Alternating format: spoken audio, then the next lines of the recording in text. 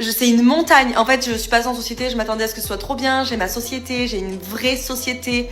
Je suis enfin une adulte et tout. J'étais trop fière de le dire. Trouver des bons prestataires, c'est scandaleux, c'est l'angoisse. Des bons comptables qui vous conseillent, c'est l'angoisse aussi. Vous allez avoir des impôts à payer chaque année, l'impôt sur la société, mais la CFE aussi à payer chaque année. L'URSSAF avec vos charges sociales à payer puisque vous allez vous verser un salaire. Si vous prenez vos dividendes et pas de salaire, mais vous avez quand même une flat tax de 30%. Et je comptabilise pas la caisse retraite, la mutuelle santé, la prévoyance santé. J'adore ce qu'elle nous partage parce que ça permet de montrer la théorie versus la réalité et ça traduit quelque chose que je vois depuis quasiment 10 ans maintenant. C'est qu'il y a beaucoup d'entrepreneurs qui se lancent pour vivre de leur passion et on leur dit non mais vas-y au début, fais une micro-entreprise, c'est plus simple, c'est une petite entreprise. C'est totalement faux. Quand tu crées une micro-entreprise, tu deviens chef d'entreprise par défaut. Tous les éléments que Laurie a mentionnés, il faut les payer certes en société, mais il faut aussi les payer en micro-entreprise, hormis l'impôt sur les sociétés, la gestion des dividendes et certains éléments comptables. Mais sinon la micro-entreprise, ça reste une entreprise comme les autres, elle n'est pas microscopique, elle n'est pas petite. Est-ce qu'à partir de 40 000 euros, il faut passer en société ou continuer en micro-entreprise jusqu'à quasiment 80 000 euros, voire même parfois plus dans certaines conditions?